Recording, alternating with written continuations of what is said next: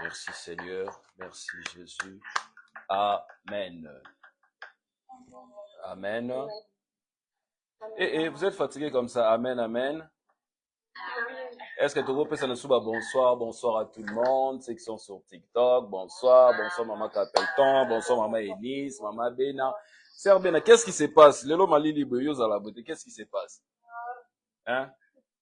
Qu'est-ce qui se passe?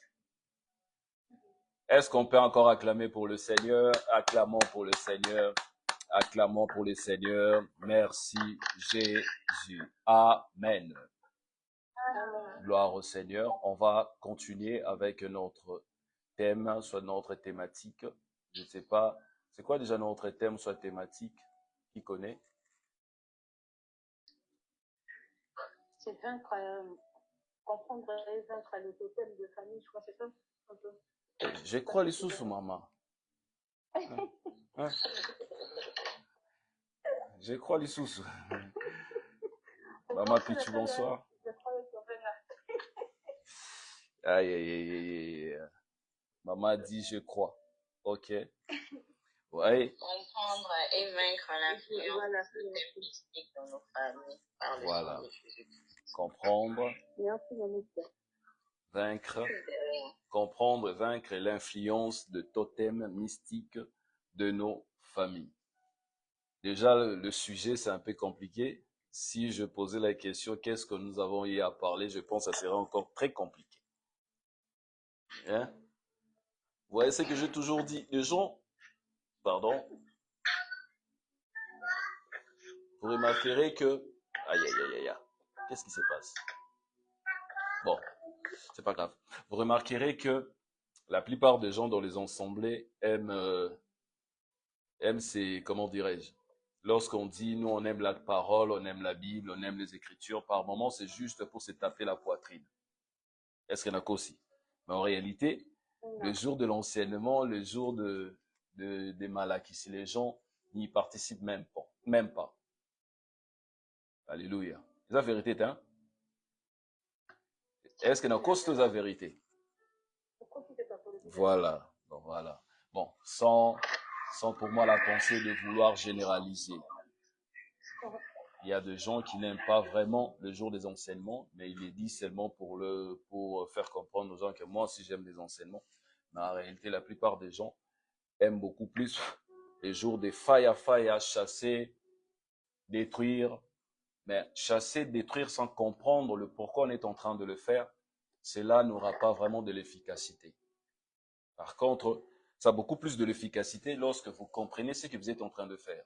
Et vous priez avec révélation, avec orientation. C'est là où c'est intéressant. Alléluia. Si on peut tapoter sur TikTok aussi. Gloire au Seigneur. Dans notre sujet, nous poursuivons et comprendre, vaincre l'influence de totems mystiques de nos familles. Nous lisons directement Romains chapitre 7. Est-ce qu'on est ensemble? Amen. Gloire au Seigneur. Romains chapitre 7, le verset 21 au verset 25.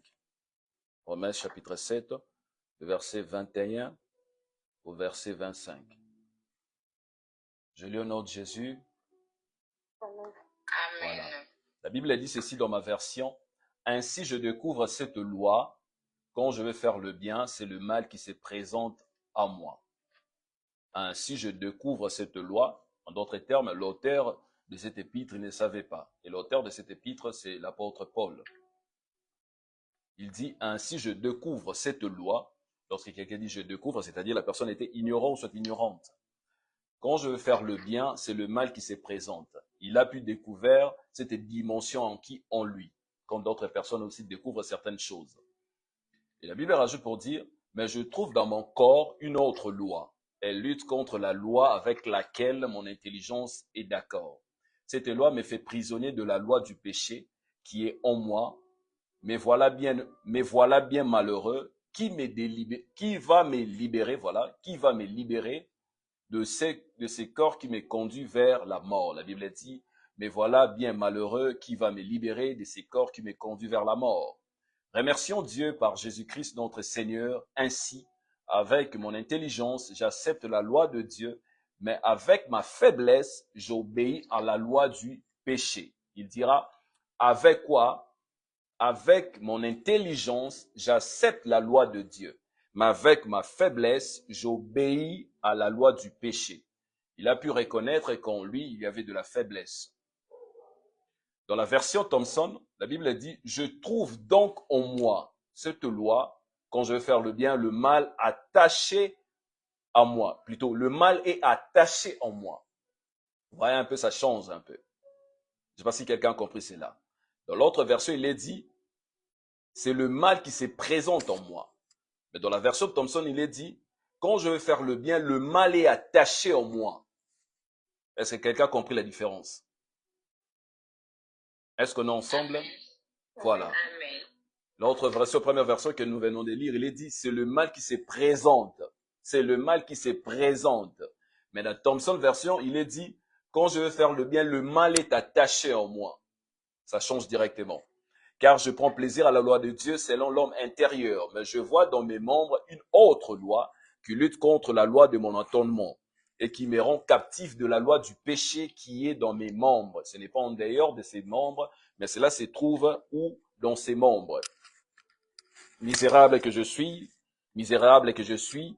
qui me délivrera du corps de cette mort? Grâce soit rendue à Dieu par Jésus-Christ notre Seigneur. Ainsi donc, moi-même, je suis par l'entendement esclave de la loi de Dieu et je suis par la chair, esclave de la loi du péché. On va lire aussi Genèse 31, le verset 19. La Bible a dit ceci. Alors que Laban était allé tondre ses brebis, Rachel, fille de Laban et épouse de Jacob, déroba en secret le téraphim pendant que Jacob fuyait avec ses femmes. Amen. Est-ce qu'on peut acclamer pour la parole? Amen. Gloire au Seigneur. Amen. Je tenais à dire ceci, mes bien-aimés dans le Seigneur, concernant notre thématique. Nous avons y à parler sur 2 points. Le premier point était la manifestation de totems familiaux. Et le deuxième point était comment vaincre cette influence, ou soit comment vaincre ces influences, ou soit comment vaincre encore l'influence. Je répète, lorsqu'on a abordé notre thématique, j'avais dit qu'il y a 2 points majeurs. Le premier point était la manifestation de totems familiaux. Le deuxième point était comment maintenant vaincre cela. Et dans comment vaincre ces influences, il y avait au moins 6 sous-points dont nous avons eu à parler que de 2 sous-points. Et ce soir, on va parler de 4 sous-points qui restent. Amen. Et j'avais dit ceci. J'avais dit après avoir identifié les caractéristiques et les symptômes, une question se pose naturellement. Après avoir compris ce qui se passe en vous, ou soit ce qui se passe dans votre famille, une question se pose naturellement. Est-ce que nous sommes condamnés à rester ainsi? Parce qu'il arrive qu'une personne puisse dire, oui, c'est vrai que dans notre famille, il y a telle chose, il y a telle situation qui règne, qui gouverne, qui dirige, mais est-ce que nous sommes condamnés à vivre ce genre de principe, ou soit à être toujours sous cette influence? La question se pose, est-ce que nous sommes condamnés à rester ainsi, c'est-à-dire, comme je viens de le dire, à être manipulés ou à être dans l'influence des esprits maléfiques agissant sur le totem de famille, de nos familles? La réponse est non, mes bien-aimés. Pourquoi? Car la Bible ne révèle jamais un problème sans donner aussi la solution. Dieu ne met pas en lumière ces choses pour nous accuser, pour condamner les familles. Plutôt, par contre, lorsque Dieu expose ces genres de sujets, Dieu veut qu'on soit libéré pour qu'on arrive à notre libération. Je ne sais pas si je me suis fait comprendre. Je répète pour dire, Dieu ne met pas en lumière ces choses pour nous accuser, mais pour que nous soyons libérés de cela, pour nous en libérer, nous en délivrer. Oui, certaines personnes, mes bien-aimés dans les Seigneurs, certaines personnes peuvent reconnaître en elles l'instabilité, les luttes répétitives, le shit qui revient à tout moment. Mais la bonne nouvelle, c'est quoi? Mais la bonne nouvelle, c'est que Dieu n'a jamais prévu que nous restions esclaves de ces choses. Des influences totémiques et familiales, maléfiques, qui agissent aussi à travers notre sang comme une loi. C'est pour cela que l'apôtre Paul, dans Romains que nous venons de lire, mes bien-aimés dans le Seigneur, chapitre 7, il est dit quoi? Ainsi je découvre cette loi. Quand je vais faire le bien, c'est le mal qui se présente en moi. Les bien-aimés dans le Seigneur, en lisant cette portion des Écritures, vous remarquerez que cette loi du péché dont l'apôtre Paul fait allusion n'était pas hors de lui, comme j'avais dit. Il a pu constater que cela était en lui. Il marchait avec cela. Cela était attaché à lui, comme dans la version Thompson, il est dit, attaché à lui. D'autres versions disent à sa portée. C'est-à-dire, lorsque quelque chose est attaché à toi, cela a cette facilité de te faire trébucher. Cela prend aussi la dimension de l'acte posé par Rachel. Souvenez-vous, j'avais dit qu'il y a aussi de types de personnes qui portent en eux de Dieu de leur famille sans les savoir. Je répète, il y a deux types de personnes qui sont comme des Rachel, des types de personnes qui portent en eux de Dieu de leur famille sans les savoir. En ce qui concerne Rachel, elle n'était pas ignorante. Mais il y a de ces gens qui sont aussi ignorantes, qu'en lui il y a une malédiction, comme Ruth. En lui, il y a cette loi, cette totem agissante de l'inceste. Rachel, elle était consciente parce qu'elle avait dérobé. Mais certaines personnes sur cette terre de vivants, ils sont ignorantes ou soit ignorantes. Alléluia. La Bible dit ceci dans Genèse 31, le verset 19. Il est dit ceci. Alors que Laban, comme on venait de le dire, alors que Laban était allé tondre ses brebis, Rachel, fille de Laban, épouse de Jacob, déroba en secret les théraphim de son père. Le téraphim peut être défini comme des idoles de famille, peuvent être définis comme des totems ou soit les interdits de famille. Pendant que Jacob fuyait avec ses femmes. Rachel, mes bien-aimés, comme j'avais dit ces jours-là, Rachel était donc aimée de Jacob. Mais malheureusement, elle était habitée par les dieux de leur famille. Elle était influencée par l'esprit du vol. De Rachel, ce sont des types de femmes, bien-aimées dans le Seigneur, ce sont des types de femmes à épouser et à aimer. Mais il faudrait leur scanner aussi spirituellement. Pareil aussi, il y a de ces hommes, il y a certains hommes, vous rencontrerez dans la vie, dont la vie est influencée et guidée, manipulée par les esprits totémiques familiales. De la quoi? De la cupidité, de l'instabilité, de l'infidélité ou encore du mensonge. Je ne sais pas si je me suis fait comprendre. Il y a des types de personnes comme des Rachel, conscientes, conscients. Il part avec le Dieu, il est conscient, elle est consciente de cela. Mais il y a aussi certains types de personnes, il n'est pas conscient de cela. Il n'a même pas été informé de certaines alliances mystiques familiales de leur famille. C'est-à-dire, ce sont des personnes qui vivent sous l'ignorance. Et ce sont des types de personnes qui négligent aussi certains combats dont Dieu leur parle à travers le rêve. Est-ce que je me suis fait comprendre? Donne-moi un amen, alors j'avancerai. Amen. Gloire au Seigneur. Je sens que je dois encore les redire comme ça, parce que ma femme avait tiré les oreilles. Il y a aussi de ces hommes qui sont des hommes porteurs de certaines influences, mais manipulés, dirigés par des totems familiaux. De quoi? De la cupidité. De quoi? De mensonges, de l'infidélité. Il arrive à tomber facilement dans l'infidélité parce que cela est où? Dans son sang, comme information génétique, sans pour autant encore entrer dans cet enseignement de génétique. Mais il fait cela, pourquoi? Parce qu'en lui, il y a cette loi qui conduit à tomber facilement. Ce sont des types de personnes, vous allez voir, ou soit attendre, il est en train de dire, je ne sais pas, je n'arrive pas à résister. Pourquoi? Parce qu'en lui, il y a cette loi-là. Alléluia.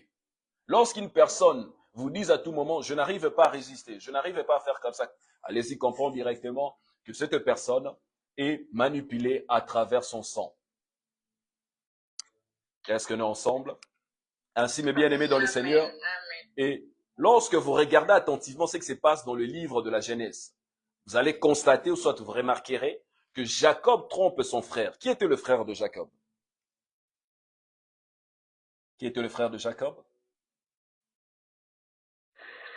Ah, arrêtez de faire comme ça. C'était qui le frère de Jacob?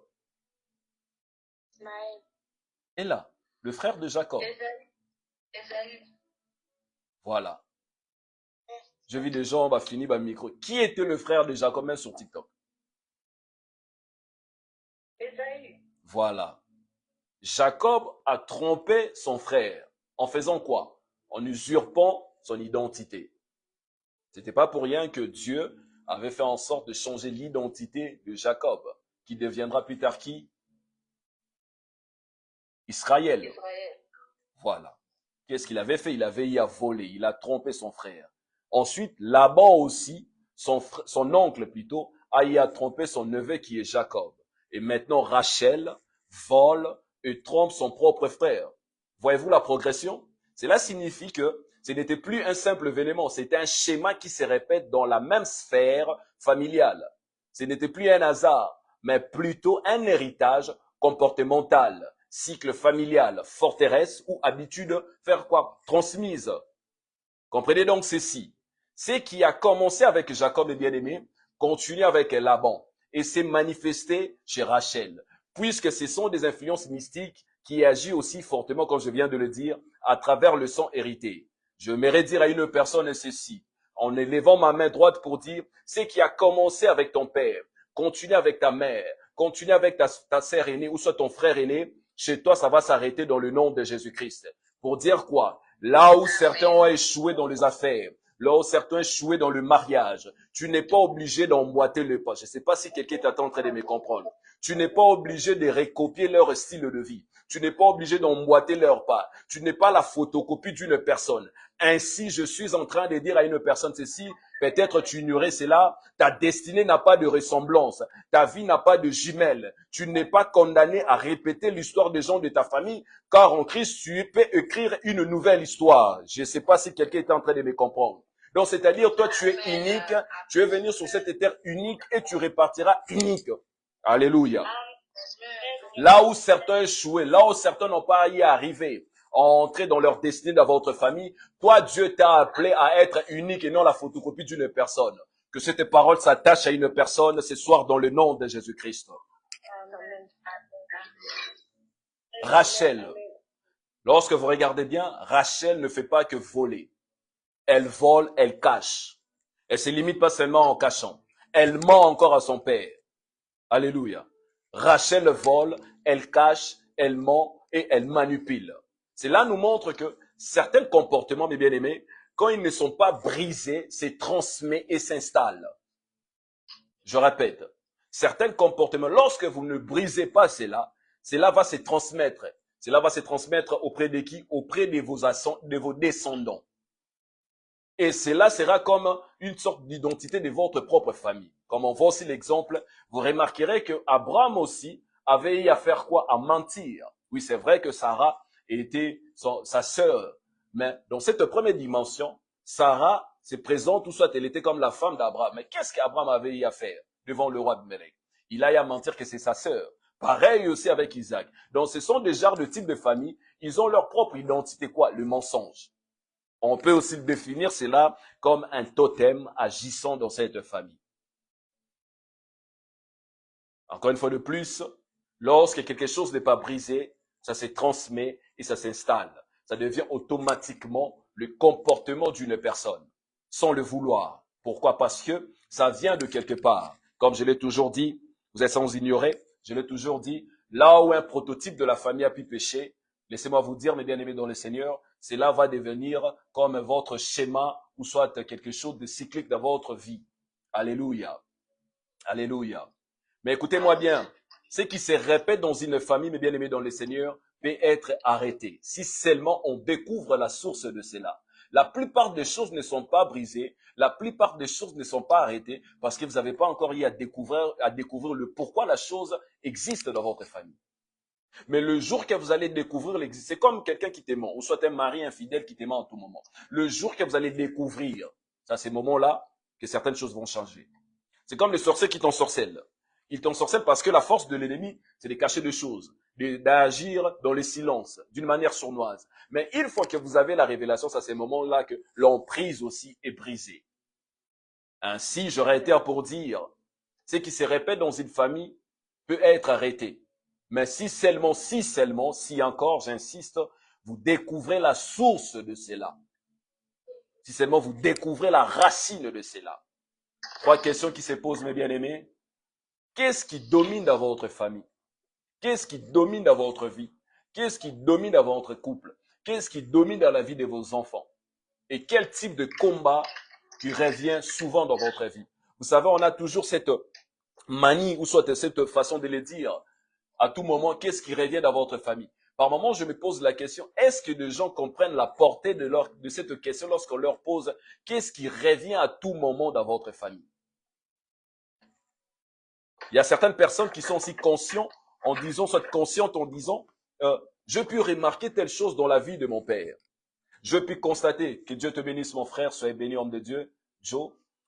Je puis remarquer ce type de choses ou soit des comportements auprès de mon père. Il y a telle chose qui avait arrivé à ma mère.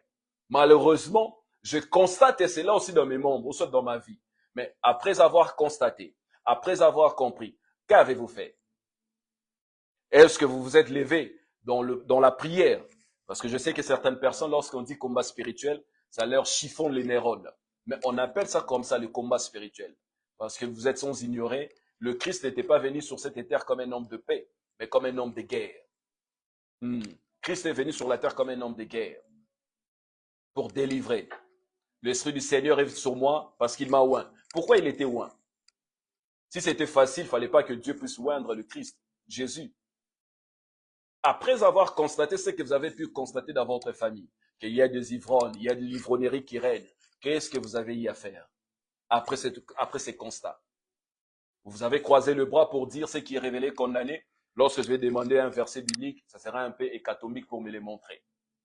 À ma connaissance, comme je l'ai toujours dit, ça c'est moi, j'insiste, moi-même, Paul est en train de dire, moi Paul. Ce n'est pas une vérité absolue, soit universelle. Mais selon ma compréhension, Dieu, lorsqu'il révèle, il révèle par moments pour exhorter. 1. 2. Lorsque Dieu révèle, c'est pour interpeller ou soit avertir aussi. Dieu peut révéler aussi pour encourager.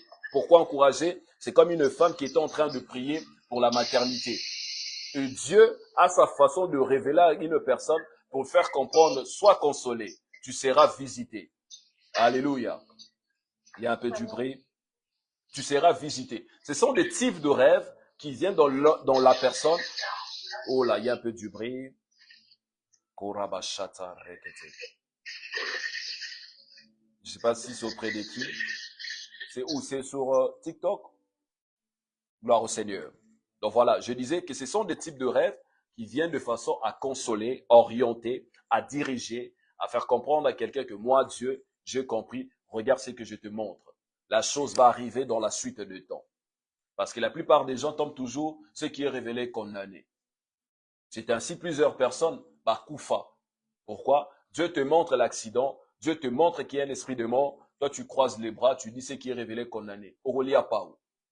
Ce qui est révélé condamné dans la prière, on se tient dans la prière, on chasse, on résiste à cet esprit. Alléluia. Qu'est-ce qui domine dans votre famille? Qu'as-tu remarqué, constaté, mais tu n'as pas eu le temps de prier? Ce soir, je t'exhorte. Lorsque tu constates, lorsque tu remarques quelque chose, la première des choses à faire, ce n'est pas croiser les bras. Ce qu'il faut faire, c'est quoi? C'est lever dans la prière, chasser, résister, car la Bible dit, lorsqu'on résiste à Satan, il fuit. Je croyais que tu allais me donner un amen. Amen. Ou vous êtes, ou peut-être vous êtes ignorant, ignorante des esprits que vous gouvernent. Car il y a aussi de ces personnes, soit il y a de ces gens qui sont ignorants, ignorantes des esprits qui gouvernent leur famille, des esprits qui gouvernent leur vie, des esprits qui gouvernent leur mariage, leur ménage. Laissez-moi vous dire, il y a de ces mariages, ou soit il y a de ces couples qui sont dirigés par les esprits totémiques de leur famille. Il y a de ces couples qui sont dirigés par un esprit d'incarnation de leur famille qui dirige leur couple, qui dirige leur ménage, qui dirige leur foyer. Lorsque ces gens, le couple, entreront en prière, c'est après que Dieu va révéler, en réalité, votre couple était dirigé par votre grand-mère. En réalité, votre couple était dirigé par votre mère. En réalité, votre couple était dirigé par votre oncle. En réalité, votre couple était dirigé par la mère de ton mari. Je ne sais pas si quelqu'un me comprend. Loin de moi la pensée d'accuser. Loin de moi la pensée d'indexer. Donc, je suis en train seulement juste de te dire ce que le Seigneur me pousse à te dire. On va approfondir lorsqu'on parlera pourquoi il y a beaucoup de l'influence tribale dans le mariage. On en parlera. Alléluia. Quel type de combat qui revient souvent dans votre vie? Quel type de combat qui revient assez souvent dans votre ménage? Quel type de combat qui revient à tout moment dans votre existence? Encore une fois de plus, lorsqu'on remarque ce genre de choses, bien aimés dans le Seigneur, ne vous l'aurez pas. Il faut se lever directement dans la prière. Parce que le diable est très subtil. C'est pas pour rien que la Bible le dépeint, ou soit le décrit comme le rusé. Et c'est là que beaucoup de personnes aussi souffrent aujourd'hui. Vous allez remarquer que dans les églises, la plupart des gens qui tombent, est-ce que ce sont des païens ou bien des chrétiens?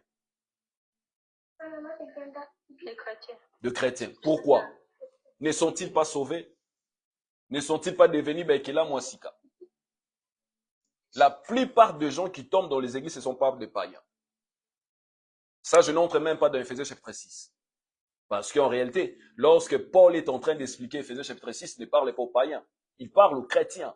Il leur explique qu'il y a cette hiérarchie démoniaque, que nous ne luttons pas contre la chair. Mais dans d'autres versets, il est écrit, dans d'autres versets, comme par exemple les paroles vivantes que j'aime beaucoup lire.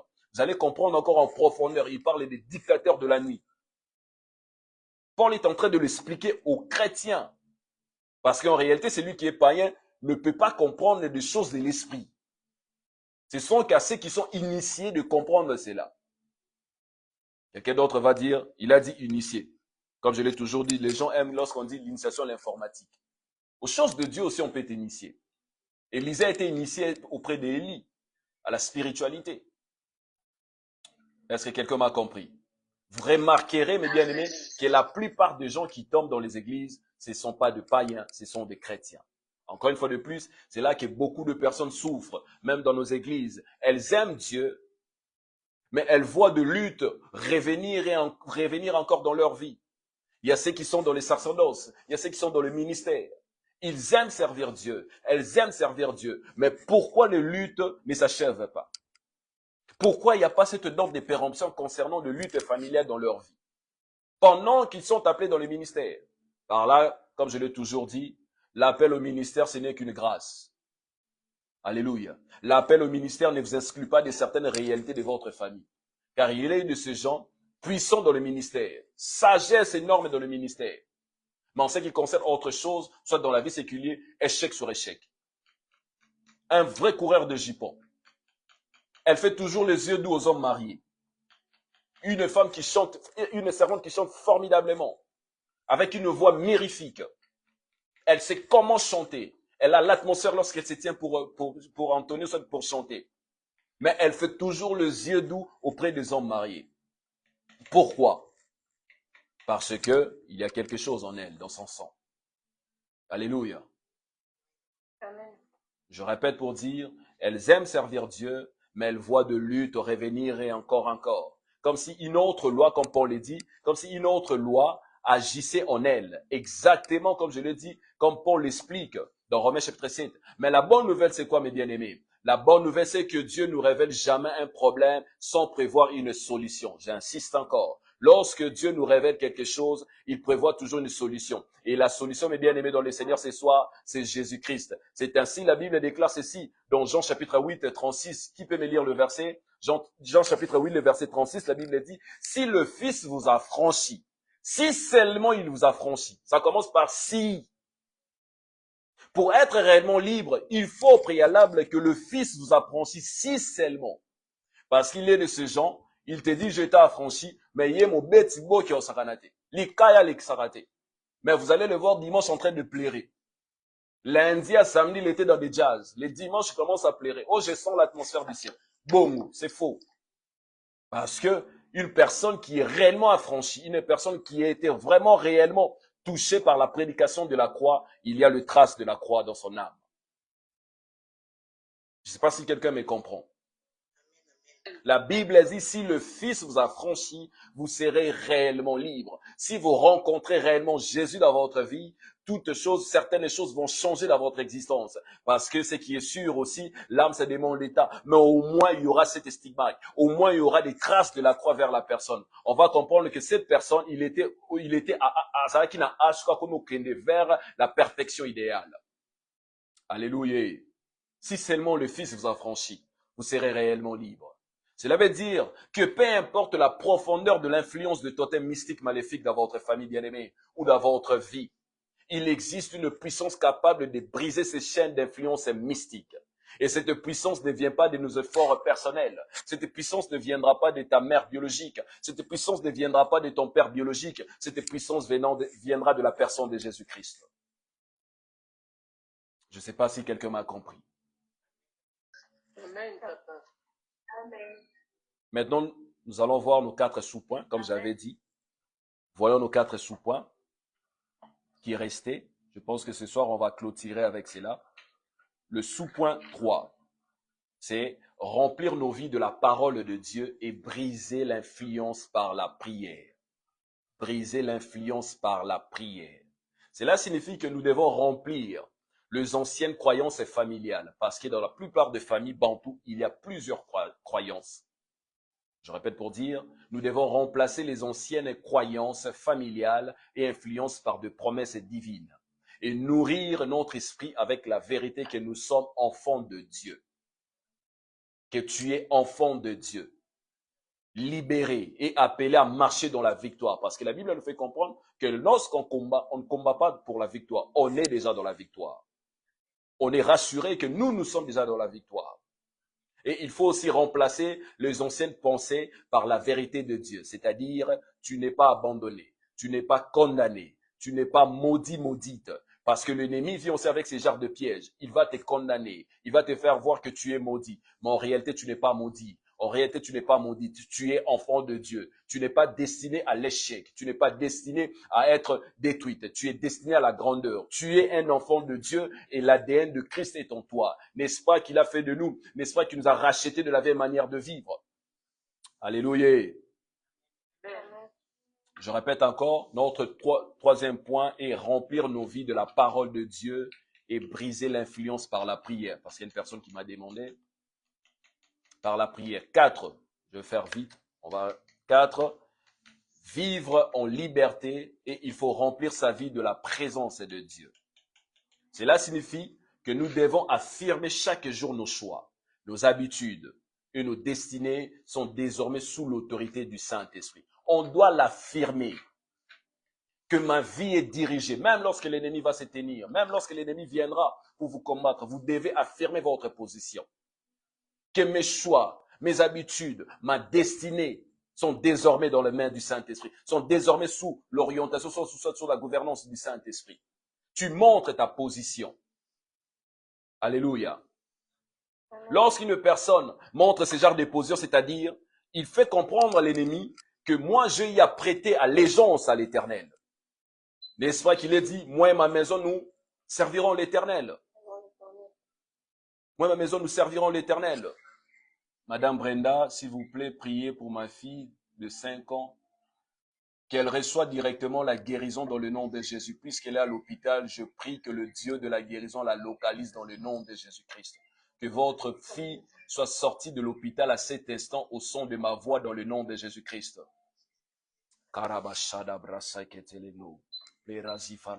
Est-ce qu'on peut prier, bien-aimé, je vous demande de m'excuser, est-ce qu'on peut prier une dame qui a demandé la prière concernant sa fille de 5 ans qui est hospitalisée? J'aimerais que lors tu es, s'il te plaît, sur WhatsApp, sur Facebook, élève seulement ta main droite, dis au Seigneur de libérer cet enfant de l'hospitalisation. Est-ce qu'on peut prier, s'il vous plaît? Les parents sont là, prions pour cet enfant. Seigneur, je prie pour la fille de cette dame. Yahweh, mon Dieu, c'est pas pour rien qu'elle s'est connectée. J'implore la guérison dans le nom de Jésus-Christ. Oh Dieu, guéris cet enfant. Son lieu n'est pas l'hospitalisation. Elle doit quitter cela dans le nom de Jésus-Christ.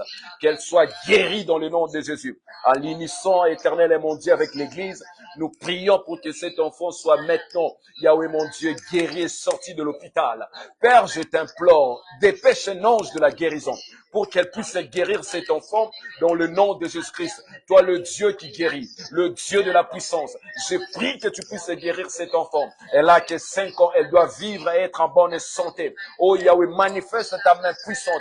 Les mains de humains sont courtes, mais ta main puissante n'est pas courte. Je prie que tu puisses délivrer cet enfant. Je prie que ta guérison se manifeste maintenant dans le nom puissant Seigneur Jésus-Christ. Est-ce que tu peux guérir cet enfant, Jésus? Merasiaka et Plerasivata, Manderebe Shideglo, les Sobrakata, dans le nom de Jésus. Merci Seigneur. Merci Jésus. Amen, amen, amen. Gloire au Seigneur.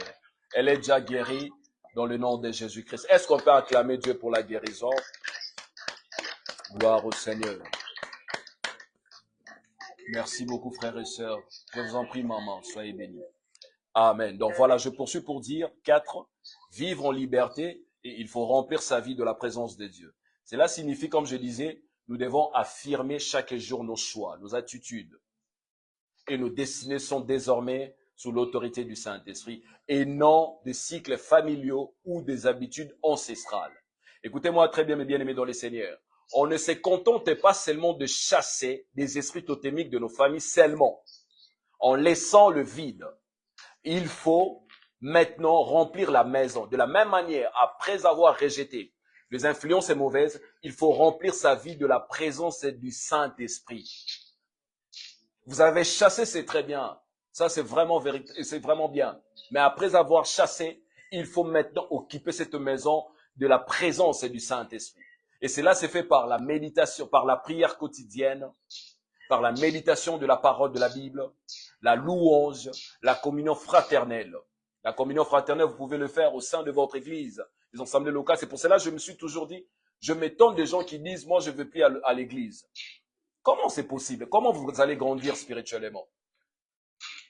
Comment vous allez grandir? Moi, je me rappelle une fois, je suis arrivé à Lubumbashi.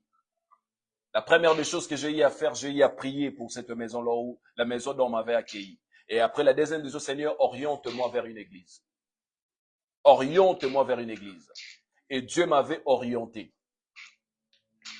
J'ai eu à rencontrer le pasteur de cette église. Et c'est le pasteur, aujourd'hui, le pasteur là est resté parmi mes mentors. Un papa formidable. Ancré dans les Écritures. C'est lui, comme je l'ai toujours dit, ma femme et moi, c'est lui qui, comme je l'ai toujours dit, c'est lui qui m'a appris les disciples là. C'est lui qui m'a appris les disciples là. Et pour la première fois de ma vie, de prêcher dans une église de 200, 300 personnes auprès de ces papas-là. Un homme que j'honore beaucoup. Alléluia. Lorsqu'on chasse, il faut remplir la maison. Amen. Par la communion fraternelle, l'obéissance à Dieu dans les petites choses. Certaines personnes attendent que Dieu puisse leur donner de grandes responsabilités pendant qu'ils sont infidèles dans des petites choses. Yo me met la montée, une microté. Bon, 5 000 euros, ça a raté. Mais tu veux que Dieu puisse te donner, ensemble, mon gars, 5 000 personnes.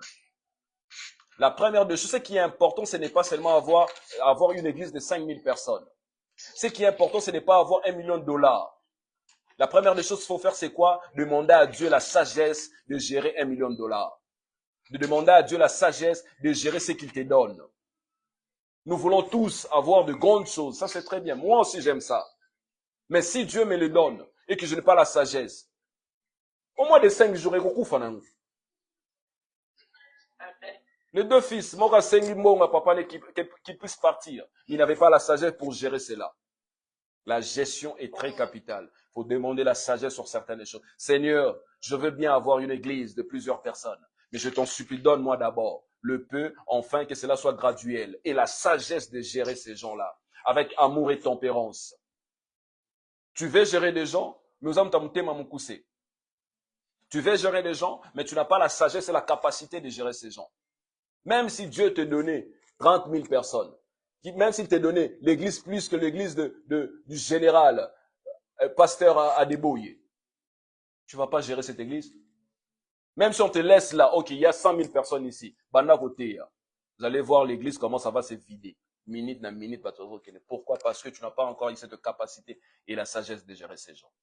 Alléluia. Ici, j'aimerais dire ceci, une vie remplie de Dieu devient difficile à troubler. Une vie remplie de Dieu, de la présence de Dieu, devient difficile à troubler. Plus le cœur est occupé par la présence du Seigneur, moins les anciens schémas trouvent sa place dans notre existence. 5, il nous reste 2 minutes. 5, il faut marcher dans une nouvelle identité. Je répète, 5, il faut marcher dans une nouvelle identité. Ici, vous devrez comprendre que mes bien-aimés dans le Seigneur, que la liberté en Christ n'est pas seulement une expérience intérieure. C'est aussi une manière nouvelle de vivre. C'est-à-dire, tu ne plus définis par ton passé, le faute de ta famille, le parole de rejet, les échecs répétés autour de toi. Tu es enfant de Dieu, comme j'avais dit. Tu es une nouvelle créature. Tu es appelé à la victoire. Tu es destiné à porter du fruit du Saint-Esprit. Tu es choisi pour marcher dans la lumière. N'est-ce pas que la Bible dit que nous sommes la lumière du monde? Soyez bénis, maman, félicité. Que nous sommes la lumière du monde. Est-ce que réellement tu es la lumière du monde dans ton entourage? Les gens le constatent réellement? Mais bien aimés dans le Seigneur, il est important de savoir que vivre librement demande du courage. Cela signifie parfois aller à contre-courant des habitudes familiales. C'est ainsi que les chaînes sont réellement rompues. 6. La Bible dit ceci, ou soit 6, il faut devenir une bénédiction. 6, il faut devenir une bénédiction pour les générations. Je répète, 6, il faut devenir une bénédiction pour les générations. Ici, je m'aimerais dire à une personne que Dieu ne te libère pas seulement pour toi-même.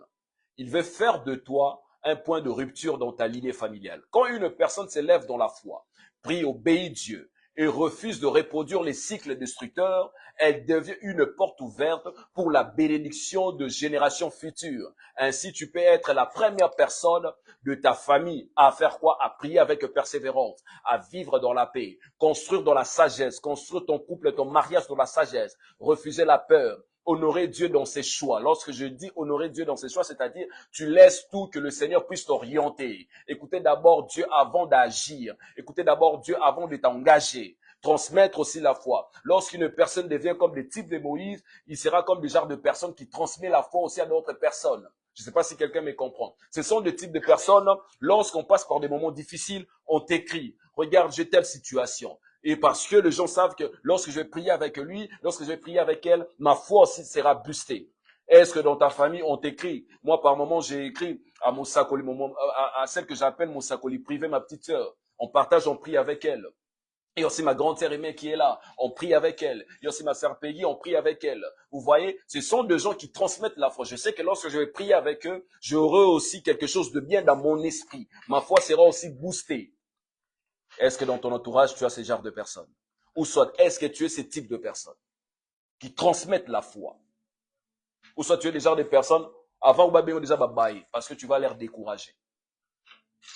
Je aimerais faire comprendre ceci à quelqu'un ce soir. Tu n'es pas seulement appelé à survivre, tu es appelé à ouvrir un nouveau chemin dans votre lignée familiale, par l'autorité venant de Jésus-Christ. Mais bien aimés dans le Seigneur, souvenez-vous, le Christ a rompu toutes les chaînes invisibles.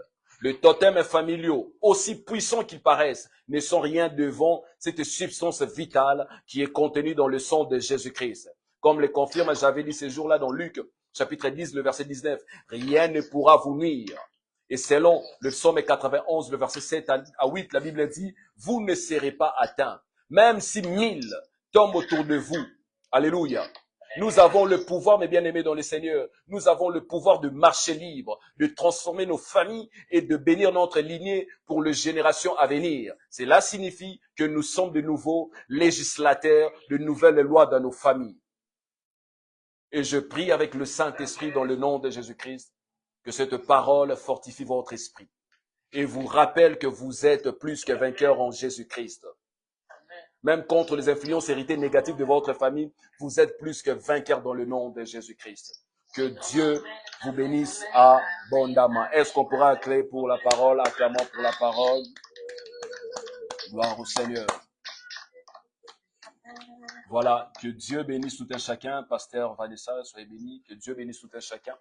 On va se retrouver le jeudi si le Seigneur Jésus-Christ ne révèle pas.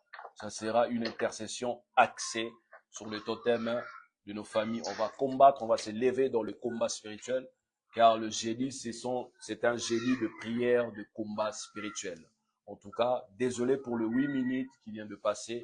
Que Dieu bénisse tout un chacun. Retrouvons-nous le jeudi.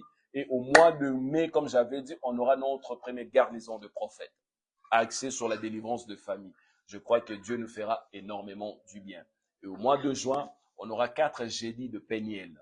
Ce sera des moments intenses dans la prière qui va se clôturer avec notre 2e édition de Héritage générationnel.